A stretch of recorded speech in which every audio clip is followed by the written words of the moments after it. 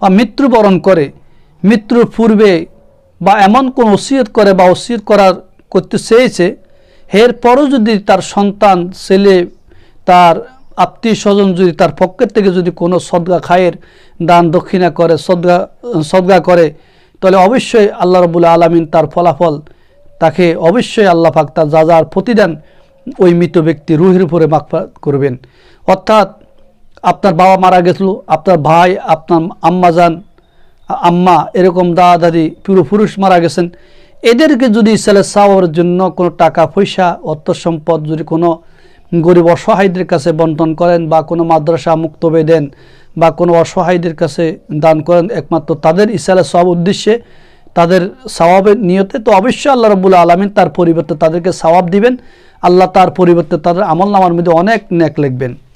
শুধু সদকা খায়ের না, আপনি যদি একজন মৃত ব্যক্তি, আপনার বাবা, হয়তো আপনার দাদা, আপনার ফিজাফিজি বা আপনার আত্মীয় স্বজন কোনো মুসলমান ব্যক্তি মারা গেলেন, তার কবরের পাশে যদি সূরা ফাতিহা, সূরা ইখলাস, সূরা রহমান, সূরা মুলুক, সূরা ইয়াসিন এগুলা পাঠ করে যদি তাদের আমলনামায় সওয়াব পৌঁছান, অবশ্যই আল্লাহ রাব্বুল আলামিন প্রত্যেকটি আয়াত, প্রত্যেকটি অক্ষর, প্রত্যেকটি জবর জেরকে হিসাব করে আল্লাহ তাআলা তার আমলনামার মধ্যে ওই সওয়াবগুলো পৌঁছায় দিবেন। আল্লাহু আকবার।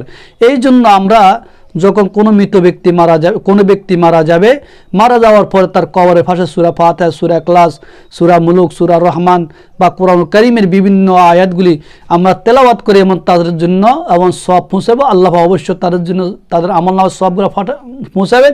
এই উসিলা হয়তো আল্লাহ রাব্বুল আলামিন সে যে গুনার বাগী হয়, আল্লাহ তা ক্ষমা করে দিবেন, মাফ করে দিবেন। তো খুব ইম্পর্টেন্ট বিষয়। তো এই জন্য আমরা অবশ্যই তাদের জন্য এইভাবে দোয়া করব। হাদিস শরীফে আছে কোনো ব্যক্তি যদি মৃত্যুবরণ করে, মৃত্যুর পরে আল্লাহ রাব্বুল আলামিন তার সকল আমলগুলা বন্ধ করে দেন, কোনো আমল তার থাকে না, নামাজ, রোজা, হজ, জাকাত সেগুলো তো করতে পারে না, বা কোনো বা তেলাওয়াত করতে কিছু পারে না।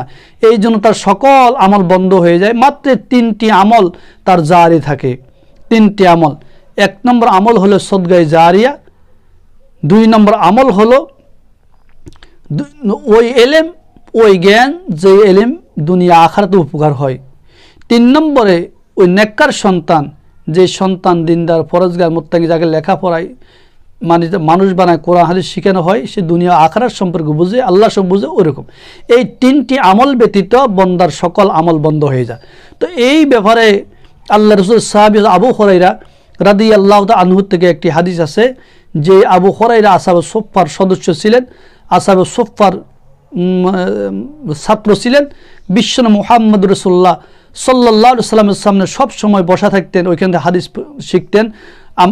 হাদিস শরীফে আছে, ইতিহাস আছে, যেই আমরা ইতিহাস থেকে জানতে পেরেছি আল্লাহ রাসূলের সাহাবী আবু হুরায়রা রাদিয়াল্লাহু তাআলা আনহু বিশ্বনবীর দেশে 5000 উপরে হাদিস রওয়ায়াত করেছেন। তো ওই আবু হুরায়রা থেকে একটি হাদিস আছে, وعن أبي هريرة رضي الله تعالى عنه قال أن رسول الله صلى الله عليه وسلم قال إذا مات الإنسان انقطع عمله إلا من ثلاث صدقة جارية أو علم ينتفع به أو ولد صالح يدعو له رواه مسلم। মুসলিম শরীফের রওয়ায়াত।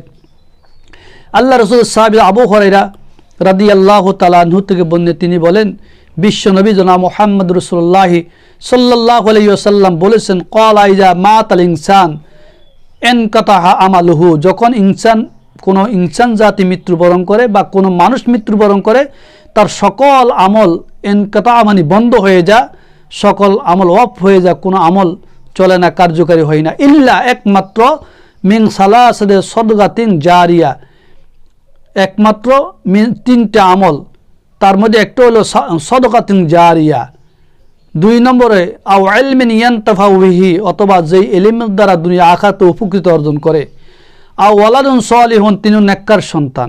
তাহলে প্রথম হলো 1 নম্বর সদকায়ে জারিয়া। সদকায়ে জারিয়াটা কি? বা আমি যদি দুনিয়াতে কোনো মাদ্রাসা, মুক্তব বা কোনো কালবোট, রাস্তাঘাট এবং করে থাকে মানুষের উপকারের জন্য, এটাকে সদকায়ে জারিয়া বলা হয়। বা আপনি একটা মাদ্রাসা করলেন, ওই মাদ্রাসার মধ্যে ছেলেরা দিন শিখে, কোরআন শিখে, হাদিস শিখে, মাসলা মাসাইল শিখে, ওই মাদ্রাসাকে টিকানোর জন্য, ওই মাদ্রাসাতে সুসন্তান শিক্ষা দেওয়ার জন্য, আলেম তৈরি করার জন্য সে নেক নিয়তে মাদ্রাসাটা করলেন। এই মাদ্রাসা যতদিন পর্যন্ত পৃথিবীতে বহাল থাকবে ততদিন পর্যন্ত যেই ব্যক্তি মাদ্রাসা তৈরি করেছেন কিয়ামত পর্যন্ত এবং তার আমল নামায় সেই সওয়াব পৌঁছবে।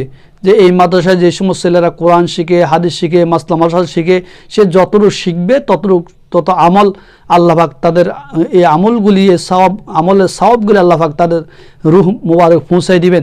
এটার নাম সদকায়ে জারিয়া। সে যদি কোনো রাস্তাঘাট করে বা কোনো কালভার্ট করে বা মানুষের উপকারের জন্য এই সমস্ত কাজগুলো করলো, এগুলার নেক আমল আল্লাহ পাক তার আমল নামায় পৌঁছাবেন। এটাকে সদকায়ে জারিয়া বলা হয়। এই সদকায়ে জারিয়া কিয়ামত পর্যন্ত জারি থাকবে। 2 নম্বর, আও ইলমিন ইয়ানতাফাহু বিহি, যেই আমল বা যেই এলেম উপকারে আসে, দুনিয়াতেও উপকার আসে, আখিরাতেও উপকার আসে। অর্থাৎ এমন এলেম যে এলেম তোমাকে দুনিয়াতেও লাভ দিবে, আখিরাতেও কি লাভ দিবে, ওই এলেম শিখা। অর্থাৎ পরকালে সুখীময় হওয়ার জন্য সেই এলেম, দ্বীনি এলেম, কোরআন হাদিসের এলেম, এই সমস্ত এলেমগুলো যদি আমরা শিখে থাকি, এগুলার কারো যদি কোনো কোরআন হাদিস শিখে আলেম হওয়ার মতন এরকম ছেলের সন্তানকে যদি দিয়ে তাকে যদি আলেম বানায় বা তাকে যদি জ্ঞান শিখার সুযোগ করে দিই, সে যত আমল করবে সকল আমলগুলো আল্লাহ পাক তার আমল নামার মধ্যে পৌঁছায় দিবেন। 3 নম্বর, ওয়ালাদিন সালিহিন ইয়াদউ লাহু, একজন নেক সন্তান, যেই নেক সন্তান তার মাতা পিতার জন্য দোয়া করবে, তাদের আখিরাতের ফলাফলের জন্য, মঙ্গলের জন্য সে সদকা খায়র করবে, এরকম ভালো কাজ করবে ওই সন্তান নেক সন্তান। তো আপনি যদি নেক সন্তান রেখে যান, আপনি একজন নেক সন্তান রেখে যান, একটা সন্তানকে যদি আলেম বানান, একজন সন্তানকে হাফেজে কোরআন বানান, একজন সন্তানকে যদি এভাবে দ্বীনি শিক্ষায় শিক্ষিত করেন, তো ওই সন্তানটা বাবার কবর পাশে দোয়া করবে, মায়ের কবর পাশে দোয়া করবে, দোয়া করে করে মানে মাতা পিতার জন্য সওয়াব পৌঁছাবে। সে বলে রব্বির হামহুমা কামা রব্বায়ানি সগীরা, রব্বিল আলামিন আমার মাতা পিতা দুনিয়াতে যেভাবে আমাকে লালন পালন করছে, আপনি কবর জগতে আমার মাতা পিতাকে লালন পালন করেন, এই দোয়া করবে। তো এই জন্য যদি আপনি একটা নেক সন্তান রেখে যেতে পারেন, ওই নেক সন্তানটা মৃত্যু পর্যন্ত আপনি বাবা, আপনি মা বা সবসময় নমাজ কালাম পড়ে, কোরআন তেলাওয়াত করে, বা মাতা পিতার কবর পাশে দাঁড়িয়ে দাঁড়িয়ে এইভাবে দোয়া করবে, কোরআন পড়ে দোয়া করবে, অবশ্যই এটা আমাদের জন্য উপকার না? অবশ্যই উপকার। এই আমলটুকু বন্ধ হবে না, এটা কিয়ামত পর্যন্ত এমন জারি থাকবে। এই জন্য আমাদের সন্তানদের সুসন্তান বানাতে হবে, হাফেজ কোরআন বানাতে হবে, হক্কানি আলেম তৈরি করতে হবে এবং দ্বীনের জ্ঞান এবং শিক্ষা দিতে হবে। আপনার সন্তান জজ হোক, ব্যারিস্টার হোক, উকিল হোক, মুক্তা হোক, কোনো সমস্যা নাই, ইঞ্জিনিয়ার হোক, সমস্যা নাই, কমপক্ষে আপনি কোরআন শিখান, কমপক্ষে হাফেজ বানান, কমপক্ষে আলেম তৈরি করেন। সেই যদি কোরআন পড়তে পারে, সেই জন্য মাসলা মাসাল জানে, সে দোয়া করতে পারে, তাহলে আপনি বাবার মার কবর পাশে দাঁড়িয়ে এইভাবে পিতা মাতার জন্য দোয়া করবে। ওই দোয়াগুলা আল্লাহ তাআলা আপনার আমল নামায় পৌঁছাবেন। আর এই আমলকে উসিলা করে আল্লাহ রাব্বুল আলামিন কাল কিয়ামতের ময়দানে আপনাকে নাজাতের জরিয়া করে দিবেন, মানে সেই শান্তিময় জীবন দান করবেন, জান্নাত এবং দান করবেন, জান্নাতের নাজ ও নেয়ামত এবং দান করবেন। আর সন্তান যদি সুসন্তান না হয়, জালেম হয়, মদখোর হয়, সুদখোর হয়, ঘুষখোর হয়, অন্যায় অপরাধ এবং করে, মানুষকে গালিগালাজ করে, 5 ওয়াক্ত নামাজ পড়ে না, হিরোইন হয়, তাহলে এই সন্তান আপনার কোনো উপকারে আসবে না। কিন্তু আপনার মৃত্যুর পরে আপনার কবরের ফাঁসে যায়, মানে আপনাকে গালিগালাজ করবে, কবরের উপরে লাথি মারবে আর জাগা জমি বাঘ খুঁজবে। এই যে এই সমস্ত বিষয়গুলো আমরা দেখতেছি, এগুলো ছাড়া কিছু হবে না।